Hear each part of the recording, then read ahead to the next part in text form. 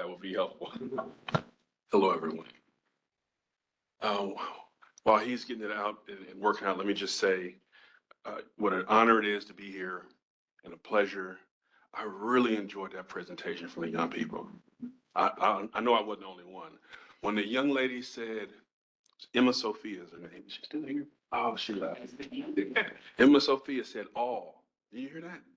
All. And I start thinking about how we as adults look at success, thank you, how our expectations for what success looks like. But kids are so pure, of course, all. I want all my friends to. And I just want to make sure that's honored. And I keep that same spirit because I know you have it as well. So my name is Kareem Weaver, a longtime educator, California guy, and we were fortunate enough to create a film about literacy. The superintendent presented earlier about the literacy and math in the state and some of the good work that's happening here. And I want to start by just asking the question, which is, how good is good enough? It's first of all, I give you a lot of credit as a superintendent to be open to saying, you know what, we've made a lot of progress. We're ranked here where the state is, and we're willing to hear from other voices to think about not a lot of people will do that. It takes courage, confidence, and clarity. So I have a lot of respect for you for that. But how good is good enough? What is for you as a board member? Is it 40% or 50% of what percentage of kids reading efficiently is what you would consider to be successful? But we don't really ask that question very often. Like, how good is good enough? But I think we need to ask those kinds of questions if we're going to be clear on where we want to go. Okay, let's jump into it. So there's a movie screening that'll be, I believe, tomorrow night. You all are invited. It should be fun. We'll have some conversation afterwards, and it's about literacy in the country as a whole and the state of Hawaii. The librarian will be there. It was nice to meet her earlier, and several of you, I believe, are coming. It should be an engaging event, and I look forward, hopefully, to seeing some of you there. So in Oakland, so we started a national movement. I mean, I work with the NAACP, both in Oakland and formerly in the state of California, the education lead, to make sure that we're doing the things that will get the greatest number of kids possible reading proficiently. That's really all it is. Some call it the science of reading, some call it evidence-based, whatever. How do we get the most kids reading? And we went around the country, we looked at what works, we did research on it, and we came up with these. We started out with 50, we drilled it down to 8, okay? And we presented them to the school board and the staff and said, we want these. Can you do these? And they said, we're going to try our best. Some of them were kind of no-brainers. Others of them were really, really tough. In fact, I highlighted one here that said we need a role dedicated to structured literacy in the superintendent's cabinet. The superintendent cannot see everything. Believe it or not, he's an amazing man. He cannot see or do everything. He needs folks on the team who have the eyes and ears that are right there in the cabinet level so that those things can be brought up. It's tough when those folks in charge of literacy are 5 and 6 levels down the org chart with no staff but it's just tough. So one of the things I wanted to do was bring up someone, because they actually created a position, we can talk about if it was enough or not, in Oakland Unified, and I want to bring that person up who's actually from Hawaii. I recruited her and stole her from you guys, but she just left, and so she's back home now, and so I want to ask Romy to come up and talk a little bit about what it was like being the literacy director for Oakland Unified. Thank you so much. Hi, Romy Trigg-Smith. I actually grew up in Kailua. I started my career in IAEA as a DOE member.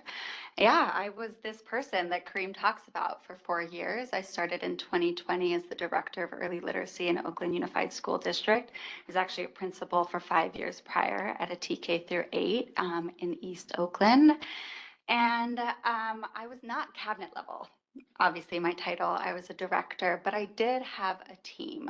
I had a team of 9 to really make a transformation in Oakland. We were a very heavily balanced literacy district using not very valid, reliable assessments. And we went on a movement, which was really a citywide movement. And that was a lot because of a coalition of funders, advocacy groups, university partners, and everyone came together, really spearheaded by our superintendent, who made a strategic plan plan similar to yours and set out there are 4 priorities. And that first priority I have is ensuring strong readers by 3rd grade, is early literacy, and kind of gave me the runway to move the work that we moved over 4 years, which was an overhaul of the assessment system, curriculum adoption, and a brand new vision, a TK5 language and literacy vision that we created over an entire year with partnership from all the stakeholders. We had teachers, principals, all of our community actually in that space creating that together.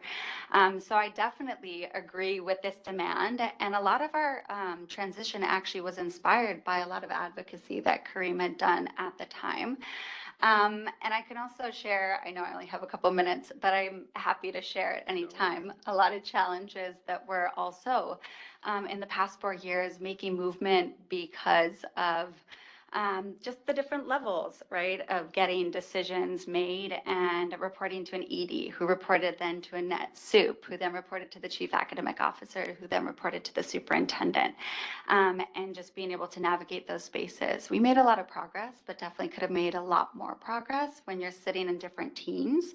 And our academic team was separate from our schools team. So being able to get in front of principals and my principal hat on, you can't move anything, right, in a district unless you really galvanize and inspire your principals and teach them, right, and support that professional development. Yeah, so just wanted to introduce, the work we did in Oakland. I appreciate you. Yeah, of course. Thank you. Okay. All right. So one of the things she talked about was the proximity to leadership. And it matters because you're dealing with everything from the transportation to just everything. And literacy is so important. It's good to have it in the cabinet so that it arises in the conversations that you're having. So I was nosy and I looked through your org chart, and on the left I saw these wonderful positions and everything, and all the assistant soups and the librarian who I met earlier and the deputies and all that. But there's something missing. And I'm talking about just the leadership group, right? And so I was like, where's the literacy person? It's like, well, it's kind of everybody's thing. Sometimes when it's everybody's thing, it's nobody's thing. But then I looked a little bit closer. I looked at all the different offices and talent management and tech and just, a lot of good stuff there. And one looked really, I said, it's got to be there. I'm thinking curriculum and instructional design. I think that's probably where it sits. And then I looked there and I looked at all and I didn't see it. But it's so common. I talk to state folks all the time and district folks all the time. This is very, very common. It's just very common. And it's something that, sometimes it's a budget issue, sometimes it's just a structural issue. Who knows what the reason is, but it's good to have someone at the cabinet level who can be the eyes and ears of the superintendent, who's focused on literacy. Now, I did see the early learning people, pre-K, so they've got a thing. There's someone there in charge of that. They've got staff. They've got different things. I think they're funded by Castle. Fine, great. But now after that, what about kindergarten to? We always hear about 3rd-grade reading. So who's in charge of that? When you want as a group to move that group forward, it's nice to have some folks really dedicated just to that. In the appendix, there's a little video of a assistant superintendent and her one person underneath her, and they explained how they did it. They were successful in one district, they went to another, and so it's a resource if you want to hear the quick little video. I think it's 5 minutes for people talking about how they did it. Okay, so there's that. So then, who leads this? So that's the question there. Let's move on. So then there's curriculum. So I have these 8 C's here. All these things matter. All these C's matter. When you look around the country and see who's actually making progress in this, because it's tough. To make the progress you all have made is astounding. And now, like the next level is tough. That's what Massachusetts, it's, going from good to great, it's tough. And so then what are the resources that people are given? The curriculum. Now, there are a lot of curriculum out there, a lot of choices, and they'll all say that they solve every problem. It's all on the box. Just buy our stuff and you'll win and your kids will win. Well, there are a lot of different ones that are out there, but I would suggest that when you're looking at these type of things, ask simple questions. Does it work? Now you may say, what do you mean? No one really asks them, does it work? What evidence do you have that it works? Like a survey, you have some type of randomly controlled trial. I have had CEOs of publishing companies say, well, no one asked for that. So why would we spend millions of dollars on a randomly controlled trial when no one asked for it? You got to ask. I would even say you got to demand. You got to have, your kids aren't guinea pigs. Our kids aren't, does it work? Um, some of the evidence that's often recited is highlighted here. Ed Reports, it's a curriculum vetting nonprofit, and they look to see alignment to standards, and it's green, yellow, red. And if it's green, green means go. And so most people use that service. But funny thing about Ed Reports, when you look at this is a letter from their CEO, and basically they don't in any way look at student achievement results. And their thing is, we never claimed that we did. If you thought that it was saying that, no, we didn't make that claim. That's you guys' fault. Um, and so to emphasize the point, it's really, really important to look at what's actually working for kids and kids across all demographics. We start talking about equity and all these wonderful words and the kids living in poverty. Okay, how are those kids doing on this tool? Show me the data. Where's the report that says this is helpful for them to learn to read consistently? So, and then the last thing on this is when you're looking at resources, how long does it take to plan to do it fully? Because I have news for you. The kids who are the furthest from opportunity for whatever reason, you have to really plan to go get those kids. You don't just, you have to design the lesson a certain way and support it. And it takes time to prepare. If we're serious about that, that's one of the challenges I had with Oakland. They picked one of the heaviest and toughest things to plan for. We argued back and forth. I lost a lot of friends. I mean, it is what it is. Kids first. And I looked at the teacher's contract that you all have, 225 minutes a week for teachers to prepare. So whatever curriculum you pick, does it work? And how long does it take to get ready for? It's like cooking a meal, right? 225 minutes, what you got? You got to be able to do it. It's very common sense type thing. So those are the type of things we put in that are high leverage. Then some sort of a cushion, another one of those C's. This is a district in Arkansas, Little Rock. I won't play it now. It's in the appendix where a board member saying, this is the best thing I've seen in 20 years. I've been on this board. I've been doing all this stuff, and this is phenomenal. When something works for kids and teachers, you know it. It's not really difficult to explain. Fewer words will come your way, and you'll see the data and the results for it. So that's just something that you all can take a look at a little bit later. Last couple of things here. I don't know if you've seen this before. There's a think tank called Excel in Ed, and they look at policies and implementation. What are the things needed to get kids reading? Early implementation policies and practices. And they came up with 18 of these things, right? These are the 18 things. They have all the subcategories, but they add up to 18, right? And then full implementation, partial, future, and then not adopted. So in Mississippi, you may have heard about Mississippi's growth.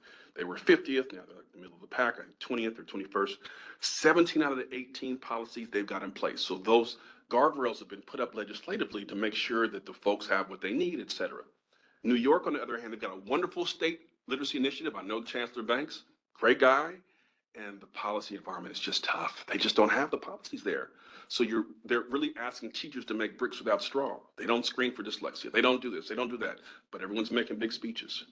So Hawaii's got 3 of the 18. Now, to be fair, like there are a lot that don't have any. And those 3, I guarantee you, they're probably hard earned. Sometimes we dismiss things in comparison, but no. This shows me that somebody is making an effort. Someone is on it, right? And there's a lot of work to do from a policy standpoint. That may beyond staff. There's some policy things that could help move the ball forward in terms of literacy. And then there's a list there of some of the things that they identify as being important. That Hawaii still yet to have the policy or implementation for it. Okay, so our goal, we're trying to raise awareness about all this stuff because my assumption is that we want all our kids to be good readers, right? To be proficient or advanced or whatever you want to call it. Like that's my assumption. So that's why we're having these conversations. I'm so grateful for the department, for Hawaii P20 and just there's the state librarian and other folks that kind of brought us in and say, hey, we're doing this good work, but you know what? We're vulnerable enough to build on this and say we don't have all the answers yet, but we're dedicated to it and we're working on it. So what have you learned elsewhere? So that's one of the reasons we're here, and the conversation will happen tomorrow evening after the movie is screened. But we just want to raise awareness about this. Like 40, there are some states who hear your numbers, they be like, oh my gosh, I wish we had Hawaii's situation. And when you ask the question, what do you want for the children? I don't know you personally, but more than likely, folks at this table are saying, I think we can do more. Our kids can do more, right? So that's what I have for you. I'm thanking all these organizations. You need to see the time. If you don't know about the thing, you can talk to the folks behind me about it tomorrow night. But I hope to see some of you there. And I'm happy to take any questions for either myself or for Romy, who's still here, in whatever time we have left. Thank you very much, Mr. Weaver. Do we have any testifiers who are signed up to provide oral testimony on this agenda item? Yes, Chair, we have David San Miyashiro from Hawaii Kids Can in person. Mr. Sanmishiro?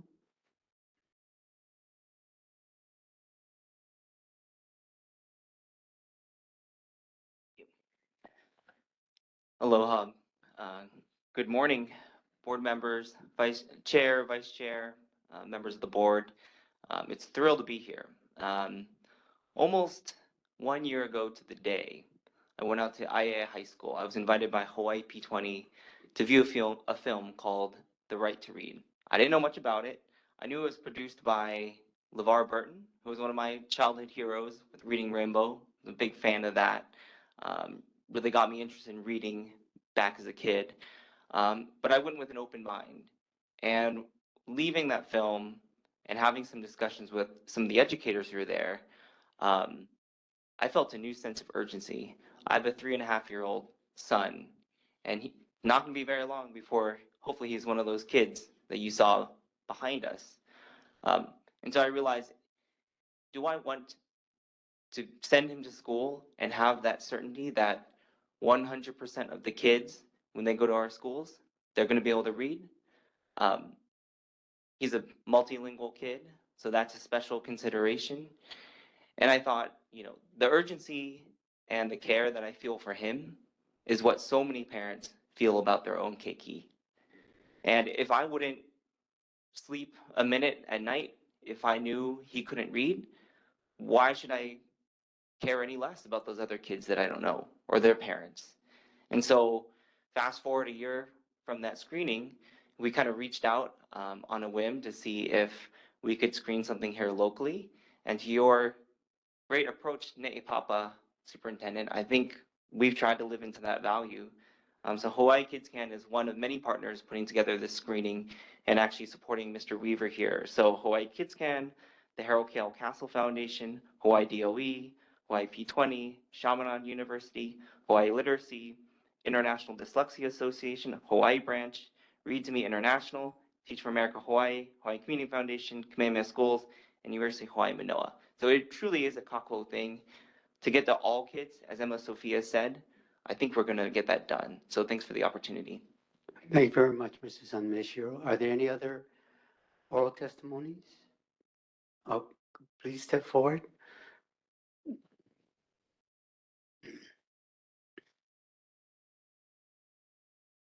Thank you. Your link was broken this morning for the oral testimony, so someone needs to look into that. My name is Cynthia Bartlett. I work with Hawaii Parents United and also Moms for Liberty. I'm really, really happy about the literacy program that you all are starting. And it's very personal for me because I learned whole word. When I was young, they taught us whole word, and they labeled me as dyslexic and slow. And then when I learned phonics, I just excelled and became an A student. So I think I learned to read in 3 or 4 days. So it was just the technique. The technique was so amazing. And I just wanted to say that I know we've been really, really big on other things like doing SEL, and I think literacy is almost going to get us better results because they did do a 10-year test in Chicago School District for SEL, and the proficiency went down after 10 years of reading, and math proficiency dropped precariously. So I think going back to basics with literacy is fantastic. And psychologists have said literacy by the 3rd grade relates to graduation success. So we have to take that seriously. Thank you. Thank you very much. Are there any other oral testifiers? Chair, there are no other testifiers on this item. Thank you very much. Board members, any questions for Mr. Weaver or talking points? Anything you want to say? Board member, Sorry, Bill Arakaki, board member. Thank you so much for the presentation. And I know on the PowerPoint, there's a lot of links and there's reports in there. So, me, I'm old school, so I had to print out the report from the Excel in education, and a lot of things in there. And for me to understand, we're doing a lot of great things here in Hawaii. And being the part of the Student Achievement Committee, we did have work with the DOE regarding all the areas that we have to do, and desired outcome 1.1.3, I believe, is the one about grade 3 reading.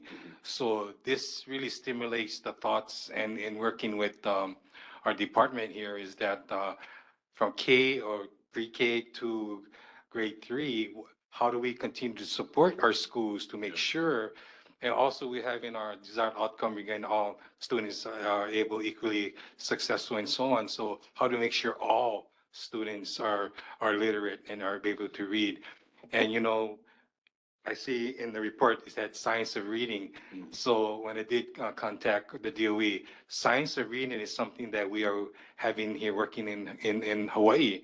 And coming from Kauai, a lot of the literacy efforts are there. So we're here to support that. Now, with the report that came out, a lot of it is pertaining to a lot of policies that need to be statewide law, or things that then it goes up as far as implementation and things. So is that correct? Because we're not there yet, but there are some things maybe we as a board, or working with the department, how we can get this really moving and support our schools. Right, there are some things, so yes, it's a state initiative that has to do with legislation being passed or ed code, but there are some things that the department can do.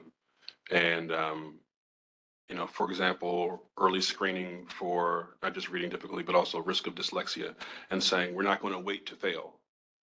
Most states, we used to have it in most states where kids would have to be 2 and 3 years behind before we screen them for certain things. And even if we did screen them for certain things, we didn't screen them for some of the things that we weren't sure how to deal with. It's better to know. Let's find out. If there are issues, let's find out so we can support kids. There are things policy-wise, for example, if I'm a teacher and I want to have professional development and learn about the science of reading, where do I go? Do I pay for that out of my pocket? Is there a pot of money somewhere at the state level that I can tap into? That matters. And there are lots of things that can be done at the department level. But you're right, a lot of it is policy. And it has to do with folks championing this cause in the State House, and making informed choices, that not just to virtue signal, but to actually talk with you all and talk to the superintendent and say, hey, what's necessary? What specific things can we do to help move this ball forward? And to have legislation that's purposeful and very, very specific would be helpful. But there are some things at the department level that you can do. So thank you for the explanation, because definitely we are going to work together in Papa with all of us board members and with the DOE and even with the legislatures, because I'm sure they'll be looking at this going, okay, we need to put something in law. But and yet, how do we do things so that it doesn't burden the teachers, the classrooms, the principals, and everyone else? So it's a major task, but it stimulated a lot of thought. And I have one last question. Go ahead. Part of the report had the eliminating 3 queuing instruction. Yes, sir. What is 3Q?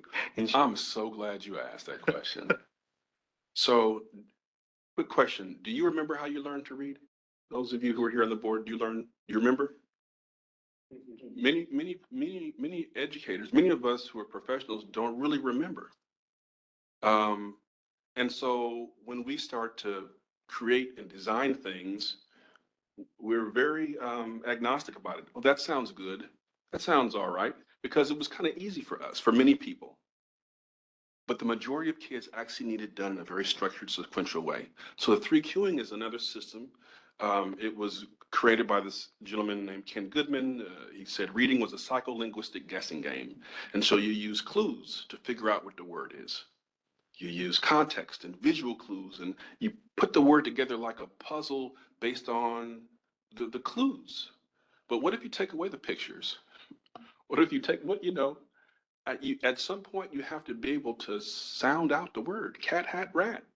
And so three queuing is a system of what I would call workarounds, using different clues to figure out what a word means. And the science does not support that. The science says if you actually teach kids explicitly, directly, and systematically how to crack the code, they can do it. That's the short version of it. Thank you. I understand. And what I will say to that also is that teachers don't make this up by themselves. There are curricula that promote it. There are universities who teach it. There are principals who manage towards it. And so it has to be something from leadership that says, hey, we're actually going to attend to the science. We'll give you all the professional development you need, and we're going to do right by our kids. Yeah, and my last comment is thank you so much. It stimulates a lot of thought. I'm looking at everyone else going, yeah, because we get young kids. I got to teach my grandson how to read. He's 8 years to 8 months, 2 years 8 months. So really anticipating a great session tomorrow with the groups that'll be there to hear what they say and so on. So thank you for the opportunity. My pleasure. Thank you. Anyone else? If not, Mr. Weaver, thank you for your kind words and insights. I think you've given us a lot of food for thought. Board members, it's an open invitation to attend the screening tomorrow at 6 p.m. at the Academy of Arts. We'll now move on to the agenda item 7, board meeting schedule.